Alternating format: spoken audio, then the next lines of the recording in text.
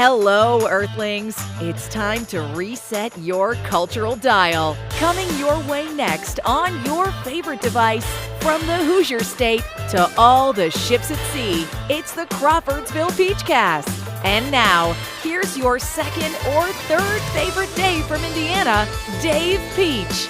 Warning, other people named Dave may also appear.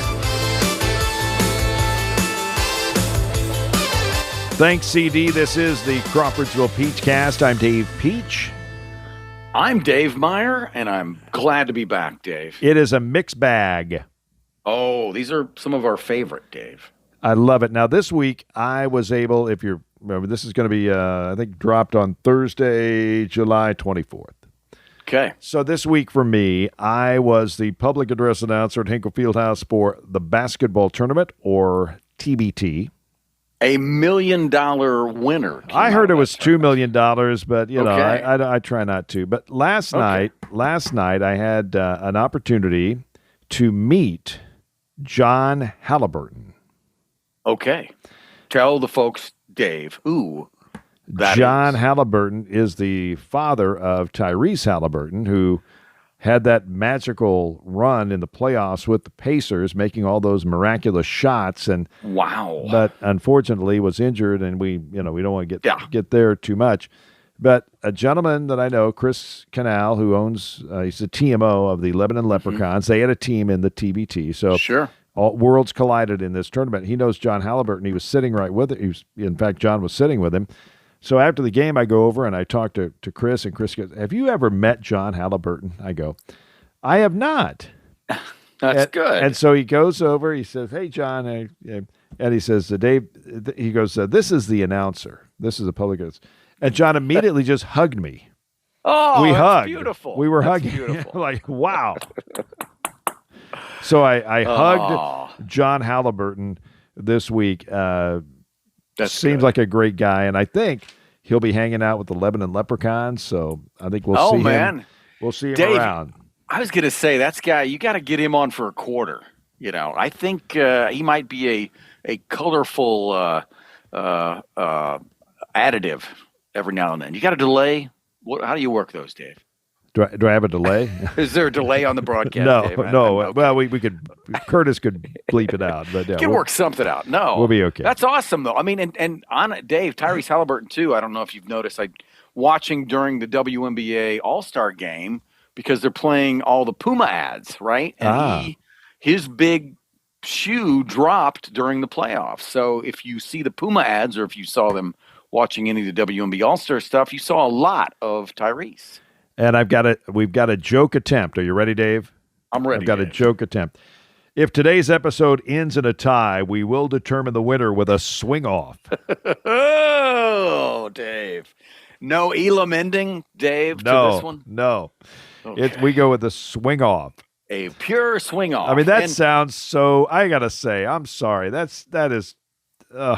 That was miserable. Why not just leave it a tie? Who cares that Kyle Schwarber hit home runs?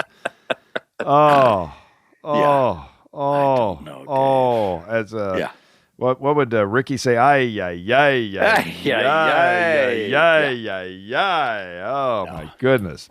Hey, have you heard about this? I don't know if you've heard about this. It hasn't really been played up a whole lot. This means a joke coming in. The sarcasm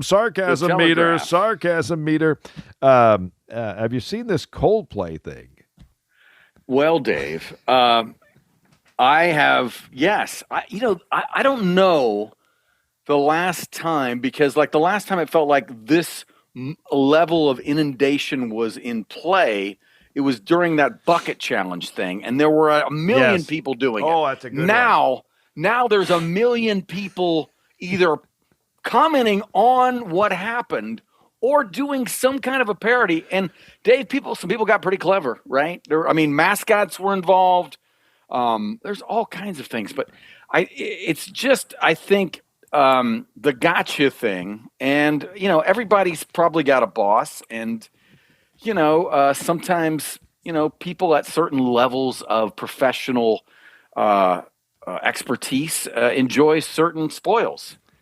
And in this case, their physical reaction, right? I mean, their physical reaction, and how many slow mode, super close up shots did we see? Okay. These You're gonna break it down, Dave. I'm sorry.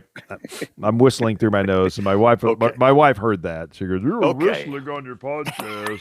I'm sorry. I need to go to the doctor. Okay. Okay. But these people do know or did know that it's not 1972. I mean, they did know that, right? They did know. They do know that people have cameras, even if they weren't on the big screen, and that people are allowed to know who you are at concerts, and they could snap a photo and send it, which could be potentially more dangerous than being seen on the big screen and being commented on by the band. Yeah. No, Dave. This. I'm getting more into it, David Brinkley. You're stepping on my foot, and it hurts.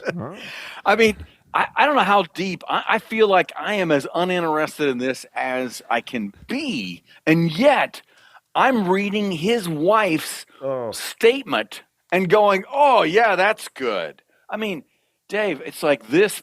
These people. I mean, it's still kind of lingering a little bit. I would say, it's like Colbert. Like those things happen at the same time, and that was bigger. Yeah. We could talk a little bit about Colbert, and that's kind of a serious subject. One thing, though, and I will say, and I know you're a Colbert fan, you're a John Haliburton fan, I'm and definitely all that. A late night fan. You like it late. Now, I will say this: ask someone under 25 who Stephen Colbert is.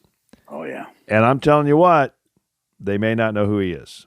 Yeah, no, they may not know who David Letterman is if they didn't go to Ball State, and there's nothing wrong with that. No, absolutely. So I've got on the board here Stephen Colbert, OPPP. And that stands for Old People Pity Party. Old People Pity Party. That's good. Because there is nobody, I'm going to say this, and I mean, this is television. I'm going to pick on my TV friends. I'm sorry. But there's not a lot of people that are sitting through the evening news at 11 o'clock and then roll it into the late night TV host that's under 40. Not many of those folks. Not many of those folks. And in all reality, probably not under 55. No, I mean, if you look, first of all, it's everything ends, right? Everything has its time. I mean, there was a time, Dave, that you and I don't, Wide World of Sports would never end. I watch. I know. I hog up all the show. You would think it's called the Crawfordsville Pete's Cast, but I was watching the other day. I was at Applebee's, and on the screen they had sailing, and I mean they had these designs on the water. They had they had shots. They had all this stuff, and I'm thinking to myself, this would have been about 15 minutes with Bill Fleming on Wide World of Sports 2 months after this puppy was over. Yeah, exactly. Exactly. 2 months. And they worked on the package and got it down and then made the different version. No, look, so the genre in and of itself, if you look at where it is right now, yes, definitely the people that got early on, like Jimmy Fallon, Seth Meyers, a lot of their stuff is viral, a lot of bite size. They target as much of their, I'd say, media and how they're, I guess, how they work with their ad spending and how that works. They've all had to cut back. Fallon, they cut Tonight Show back to 4 nights a week. Seth Meyers lost his band. The problem I get into here is that these are not, when you're making this much money selling this and then you're making less, you're still profitable. So when people are saying it's losing money, that is not exactly correct. It is, I mean, with ad spend and everything, over time, they're not making as much, and therefore they're determining we might as well get out now. But at the same time, they're talking about that. They just gave the South Park boys $2 billion or $1.5 billion plus incentivized contracts. So the network explanation for what they're doing and why they're doing it doesn't hold water. At the same time, the reality of television late night programming not being as profitable and eventually going all the way, probably by the wayside, is true. So it's, depending on how you want to look at it, there's plenty here. But the biggest thing, Stephen Colbert is going to be fine. He's probably the most talented, marketable of all the guys. He could do everything from musical theater to act to, if nothing else, Dave, if he just starts a podcast, right, he's probably going to be making big bucks with that alone. More competition for us. I hate it, Dave. I hate it. But it's an interesting time because we grew up when Carson ruled late night, and we were, at least Letterman was one of the beacons for, culture and, music and movies and television, and also calling your boss pinheads, that was fun, and so, that is going away as, more and more, the Amazons and the Apples are producing media as they're, selling content that is very specific as to, how and what they do. So, Dave, it's all fun for us because it's just more stuff for us to talk about.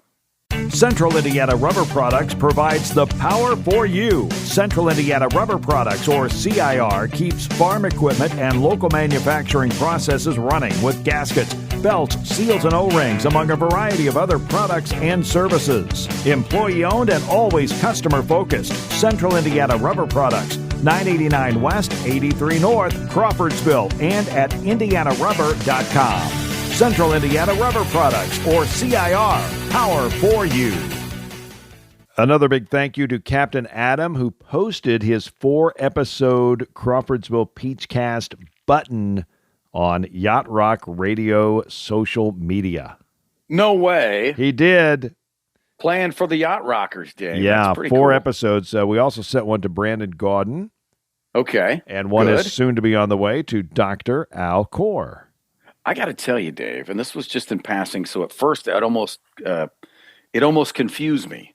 I'm walking through Vegas, and I'm sure Captain Adam could tell us, but I hear Yacht Rock Radio and Captain Adam talking as I'm walking through an area of the Bellagio. So, Yacht Rock Radio is everywhere, Dave. It is. I can't wait for the concert. Toto, Christopher Cross, and they're going to throw in a non-Yacht Rock band, but one that we love, Men at Work. Ah, that's good. They work. Who can it be now? Oh, I love that. And then Land Down Under, and there was another one. I can't remember. There were like 3 that were Overkill. I like Overkill. Yeah. That's a good one. Overkill. That was, Dave, that was popular when I went to prom with Paula Payton in about 1982. Ooh, yeah. Okay. Let's see. My favorite line, this is going way back to the Kentucky Derby coverage. Yes. And the lady interviewing the horse owner, you must be, I'm sorry. Here we go. You seem relaxed. I just saw you eating a ding-dong back in the barn. I recorded it on my phone just so I can't believe what I just heard. Was there a pardon me after that, Dave? I don't know. Oh, my. Say what? I mean, back in the barn. Did you have, enjoy the ding dong? Okay. Yeah. I do like Twinkies and ding dongs, and do they make Suzy Q's anymore? Remember those bad boys? Yeah, I remember. Oh, Suzy they were Q's. messy. They were messy. Yeah, they were messy. They were very messy, very sticky, messy. You had to watch the plastic because it got all the stuff on the plastic. You needed to go to a restroom after eating. And I remember my good friend. Well, I think I met him one time. JMV. You remember JMV? Or he's still on the air. He's still on the air. He's still on the air. Actually, he goes by different initials now. He had 2 lines that I'll never forget. And I said, I met him one time. One, one of the most frustrating things in the world is when you go to the gas station and there's a bag on the pump. And he just said it like, bag on the pump. All you want is gas. It's true, bag on the pump. Because I don't know about that you. That is frustrating. I got to say, yes. Bag on the corner, pump. And you're praying that it's only one bag. Right. You're praying there's only one bag. Or maybe it's just on the diesel. Please, one bag. And then you look, and the horror is that it's completely bagged up. It's completely bagged up. And everybody else saw that those other 2 were open and slid in there. Now, he had another line, and this relates to Hostess products. Okay. He said, orange cupcakes. Yes. He said, the package tastes better than the cupcakes. Oh, wow. Dave, I look back in my head. I like both those. I like because if you give me an orange cupcake and the package, I'm telling you what, it's not that far away. It's not that far. In fact, you might want to start as far as with getting eaten. It might be even money. Orange cupcakes. Orange. Why? And why? Maybe did you like orange? Them. Maybe you like them. Yellow. Maybe you like them too. I remember yellow too. Maybe I'm dreaming. Okay. We'll go to that. What else is in the bag, Dave? Now you were in charge of looking at our AI, the Peachcast AI, and you've got a report on that. Dave, what did I say about that? I don't. I honestly, I'm drawing a blank, Dave. Well, Dave. It talked about our memorable episodes. Oh yeah, no, I forgot. I should have written. Do you have that still? I don't know what I texted it to you, but that's okay. Maybe next time. I'm not as responsible as I should be. Next time, Dave will have. You haven't done your homework. I will have that. I'll be better prepared for what basically the machines, having assessed us, are saying. Now, I will say that we do have a new open. Okay. CD. Which, do people know CD's real name? Well, we're just going to keep that a mystery. We're going to leave it at CD. I think it sounds a little okay. So I like it. Now the cool thing is, CD lives in Canada. I did not know. Where in Canada? Now wait a minute. You texted me. Shut up. You're killing me. Okay. This guy is evil. Okay. So Dave. All of a sudden, Dave is saying he's making Canada references. And I'm going, well, how do you know CDs from Canada? And then I look back through my text like 17 times. I emailed. Dave, we got a voice from Canada. From Canada. We're going global. That's what Dave was saying. We're going global. We're not going to be contained. We're not a. How did you know? 48. How could he have possibly known, folks? Dang it, people. He shared with me. That's all. Dave and I are at such a pace, we can't remember what all we say to each other on which day. We don't know what's been recorded and what is not. Which way is up, yes. Dr. Peach? Okay, you were in Las Vegas, Nevada. Give us a report on Las Vegas, Nevada. I will, What's going Dave. on, man? Well, okay. It is, well, first of all, it's not as busy. And I know that because I stayed at the Bellagio because it was very it was inexpensive, let's say. But Dave, too many people go to the big hotel because I don't gamble, so all I wanted to do was hang out and watch the fountains. Okay, so as hot as it is now, and as our current is, we're pretty good on that. Dave, it's hotter out there. It was at 8:30 at night. It was 105 degrees. And at 9:30, it got up to 106. So Woo. I was like, holy crap. The one thing, Dave, that I did do that was crazy, cool, expensive, but I justified it because it's not something we can do in Indianapolis. I went to the Sphere. The Sphere. How do we call it? The big round thing that plays video and you see in the desert, Dave. It, first of all, is larger than you can imagine. I mean, I almost was dizzy. It's 18,000 seats. Think of like one side of an arena. 18,000 seats. Wow. And when you are, because we're in the video business now. So basically, instead of just looking out here like I'm looking at you, there is video up, down, over, here. At one point during this it's called Postcards from Earth. It's kind of a sci-fi, but basically it's you and I, like if we were going to go out and do a professional video program, it might be shot at 4K, right? Mm-hmm. This is 18K. 18K. Camera. An 18. They constructed this. So it's a overwhelming, cool media experience. And it was very expensive. And I got the cheapest version of the expensive. So it was like $80, Dave. $80 to do for a 45-minute movie. In the Sphere. In the Sphere, yes. So, and there are musical artists. I've seen footage of people playing there. The Backstreet Boys were there right That's after. it. Okay, yeah. I saw that. So you In were fact, there. Wow, did you see any of the Backstreet Boys? I saw no Backstreet Boys, but one of the people that I was working with that came to Las Vegas at that time was staying for the Backstreet Boys. So, was what now for the Backstreet Boys? She stayed on to watch the Backstreet Boys in concert at the Sphere. So I can't imagine, like, it was enough for me to.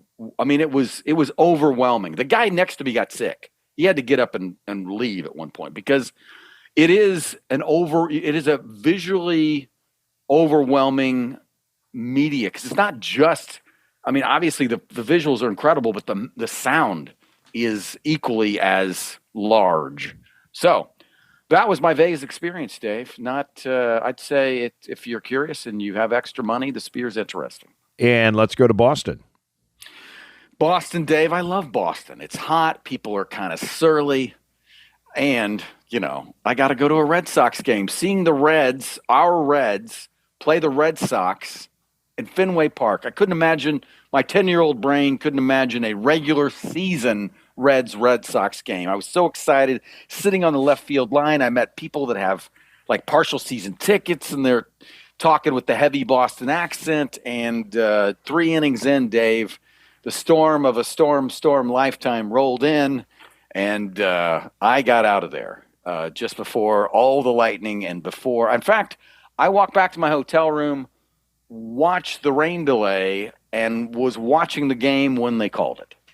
So I didn't get to see the game, but I got to see 3 innings, and that was cool. Wow. And they had the retro graphics.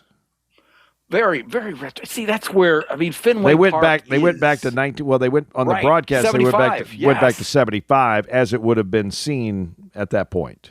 And it was, they had Carlton Fisk was in the building. In fact, they brought him on the broadcast, and they showed him on the big screen. Pudge was there, and the broadcasters were wearing what they considered circa 1975 outfits, I would say. So little thicker ties and wide collars and some plaid looking stuff. Little Bob Newhart. Yes, very much so, Dave. Okay, Lonnie Anderson is turning 80 on August the 5th, and you told me, and I looked it up, she is married to one of the brothers of the Brothers Four, and he's an original member of the Brothers Four. They had the song Greenfields. And you have to be about 70 to know the Brothers Four. Right. But a lot of people know Lonnie Anderson. She was Jennifer Marlowe on Is It On or in WKRP in Cincinnati? I'd say on. She was on the show WKRP in Cincinnati, and she is turning 80. And his name, her husband's name is Bob Flick, and he is Bob Flick. And here we go. Lonnie's 4 marriages. Are you ready to go here? Lonnie, I know number 2 or 3. Yes. Okay. Brian Hasselberg, a real estate developer, married 64 to 66. So 1964 was her first marriage. Yes. Wow. Okay. Then we got Ross Bickle, 74 to 81. So she took some time off. See, okay, let's just say here, that was... He's an actor. Okay, and that was when Lonnie became pretty famous during that period. That was her breakout. Burt Reynolds, 88 to 94. That's pretty late. I would think that would have been earlier, but it says 88 to 94. Yeah, I think it was rocky in the maybe the last few years, Dave. I think they did adopt a son, but didn't seem to end happily. And she's now married to Bob Flick, and they've been together since 2008. Bob Flick. What a name, Flick. He's got a nickname for a last name, Dave. Get Flick in here. Let's see. What else do we have? Oh, man. Closer magazine ended its run. I was able to read it for like 8 months, and it was gone. Dave, I want to say you did more for Closer magazine than anybody else. I tried to save it. You did. And then they're giving me a magazine, U.S. Weekly. Okay. So we go from Cary Grant and Tom Selleck and Rock Hudson and Sybil Shepherd. On the cover of U.S. Weekly is a lady who was in the Vanderpump Rules. Well, Dave, that's the celebrity. That's a celebrity. Vanderpump. She's now in a movie. She's in a new one, VRP, which I don't know what that. Maybe it's another one. I don't know what it means. And God bless her, she had a kid, and very well. Looks really good on the cover of Us Weekly. Okay, but I'm like, that's man, all it's about. I go from John Wayne to somebody on the Vanderpump Rules. Yeah, Dave. Times is changing. But is a change. But my mother-in-law, God bless her heart, has now subscribed to Remind magazine. Remind. Now, I would think that demos maybe a little. That's more in the Cary Grant, maybe. Nah, it's more. Well, they go 60s, 70s, 80s, 90s. So they had a lot of yacht rockers on. And it was kind of like it's hard to describe, but they had like page after page of stars. Like Cher, a picture of her then and a picture of her now, and all of that stuff. And at the end, and they have puzzles and things like that. So that's what old people want. They want puzzles and pictures of Cher as she looks now. That's basically all we need.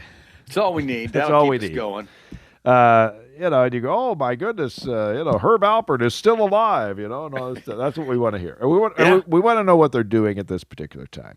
Yes, but it's going to be a little more remindy as opposed to what they're doing now. I mean, they're not going to have the girl that was in the lady that was in White Lotus season 3, Parker Posey.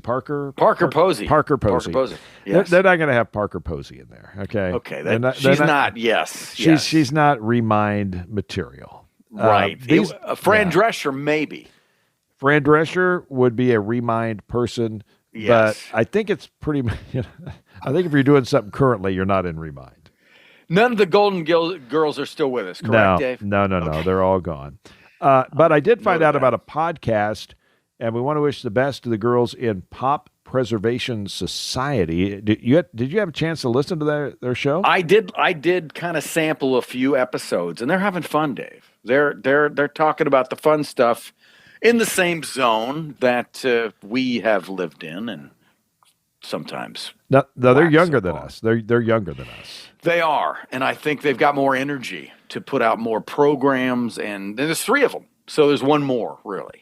Right. I mean, and they're really nice. Yeah, they seem to be incredibly nice, Dave. And we're going to give them the go-ahead on that. No question. They would have nothing but nice things to say about Maximum Overdrive.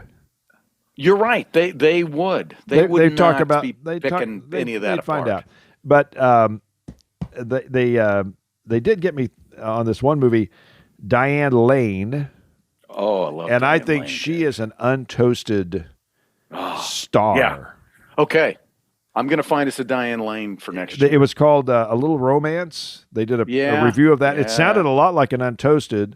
Yeah. But they were into the movie. Whereas we're kind of like snarking it up. Yeah. We are. And this is also, this is Diane Lane when she was 14. Okay, I'll give us Diane Lane in her early 20s, but no, it's good stuff. They're positive, happy, and in the right zone. So should have them on, Dave. Now they write books too. So why don't we start writing books? Oh, the amount of time. I guess I don't know. Maybe the AI thing can help us with the books. I've got a title. Okay. Where have you gone, Swin-nator? Oh, Dave. A nation of UCLA basketball fans. I was taking a walk. I was taking a walk today, and I crack myself up. I know, you narcissist or whatever you call that. Somebody. I'm thinking about Swin-nator, and if you don't know Swin-nator, he was a player for the UCLA Bruins, and he never saw the court. He was Bill Walton's backup. He was Bill Walton's backup, and as Jim Nantz would say, unimaginable today that a guy would sit on the pine. And I'm thinking, let's see. Early 70s, Los Angeles, California, big, tall basketball player. What kept him there? I wonder. Los Angeles, California. Well, let's see. I don't know if we need to be Columbo to figure this one out. Swin-nator. Dave, what a gig, though. You go to college. You don't play as a freshman because nobody did that. No. And then for 3 years, you don't play much, right, at all. In fact, most games you don't really play. No. And then you get a professional basketball career, not in Israel, Dave. Not in, whatever. No. You're playing in the NBA. So that's our book. Now, I don't know if the whole book will be about Swin-nator. I think it'd be kind of like maybe a one-off Swin-nator reference, and then we get into other stuff. See, maybe it could be we could Swin's life, and then we turn it into a fan fiction thing, and he becomes, he's got a dog, and there's a catchphrase. And he solves mysteries on the beach, possibly. I don't know, Dave. Red Panda, injured. How's she doing? Do we know? Do we have a true update? I don't know. I feel like Joe G would know. With somebody we know people, Dave, who would know. We may know people who have the Pandas mobile. Oh yeah, I know. I've seen her several times at Hinkle Fieldhouse. She did well this year. I was going to say, Dave, I bet first of all, she knows your voice, but she may know Dave Peach. I believe the Red Panda knows. I don't know. She knows public address announcers. But one thing that I found kind of funny, and it's not funny. I've got it written down there. Okay. I've got 3 things written down on my desk. Okay. Rah, rah, blah, blah. Rah, rah, blah, blah. That's important. And then my favorite, I hope that makes sense. Yeah, I'd say that a lot. You like a good follow-up. A 4-page email. I hope that makes sense. And then my other one, it's not funny. It's not funny. Now, okay. Yeah. Here's the thing you got. Here's the things that got me about Red Panda. She was injured at halftime. Yes. Okay. Of a WNBA game. Yeah. And after the game, someone reported the teams were not notified of her injury at halftime.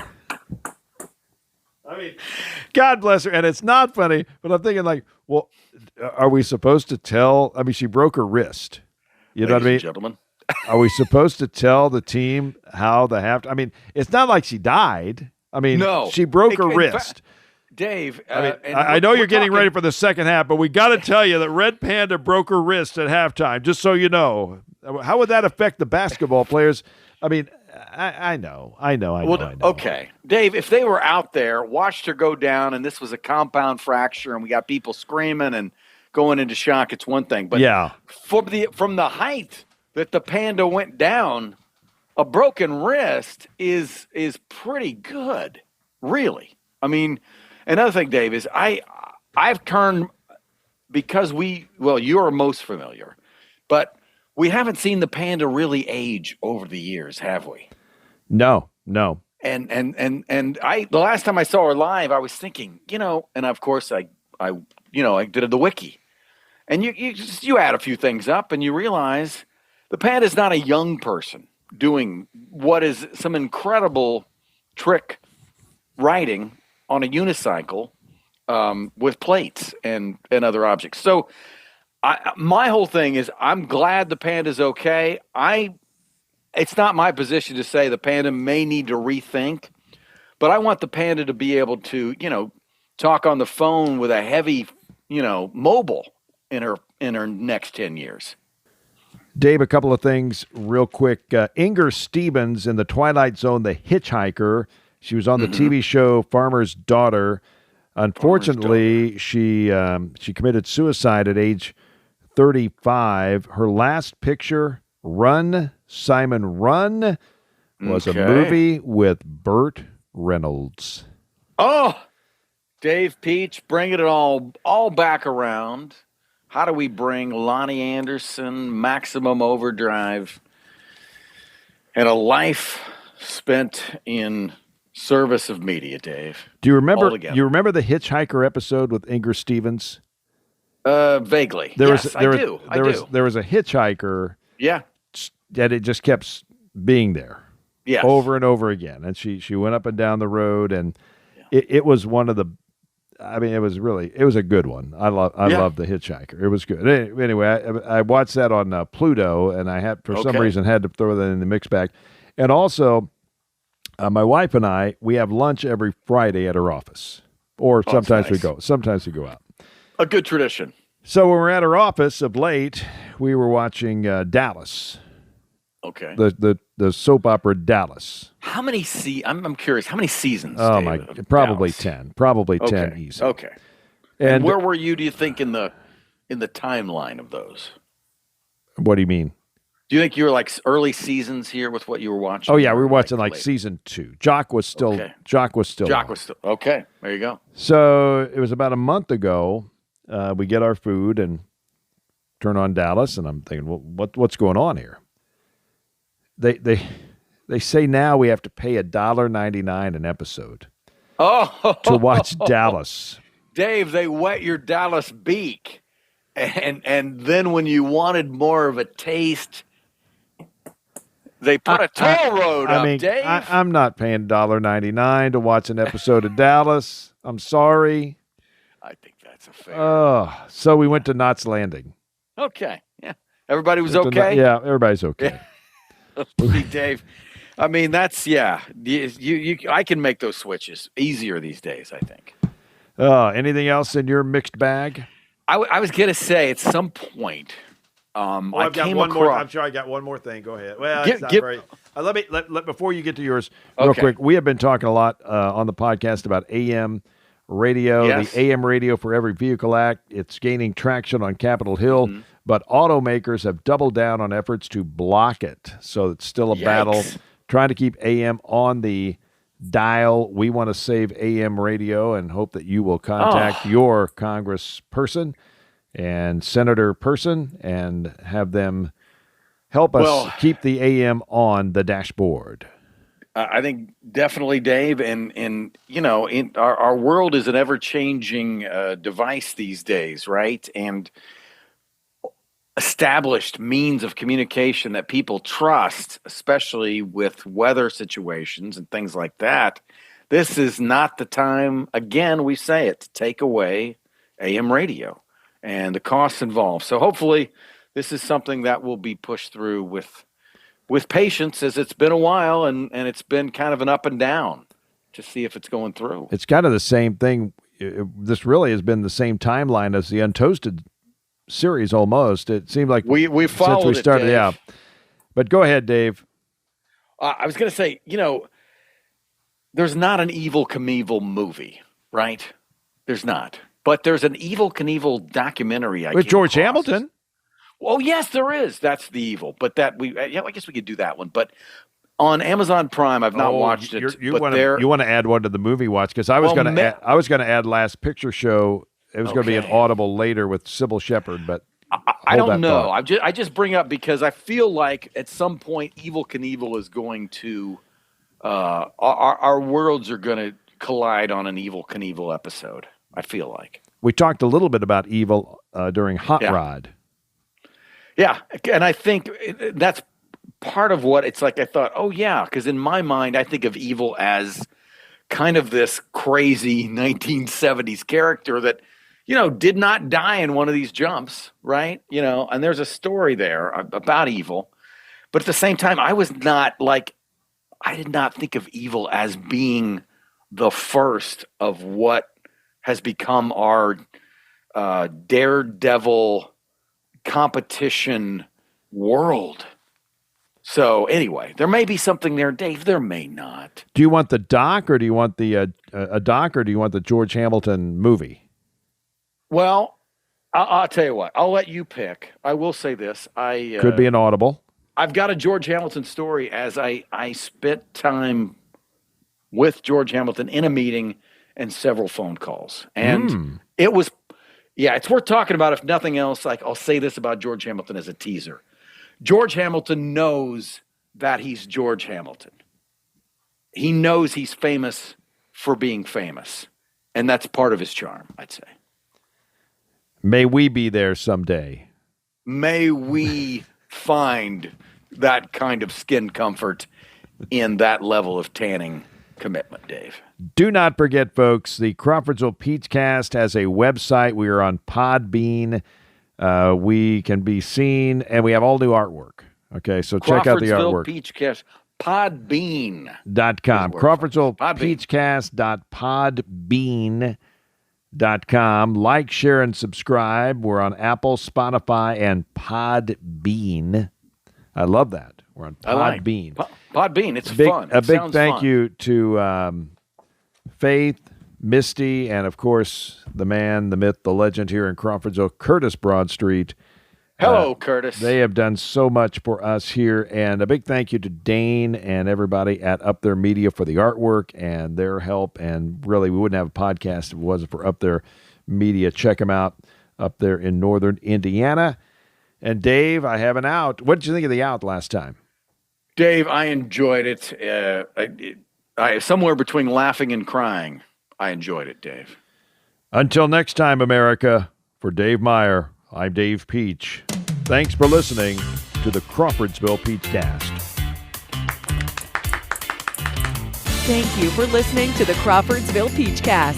If you enjoyed it, follow the podcast and ring the bell so that way you'll always be up to date with the newest episodes. We'll see you next time.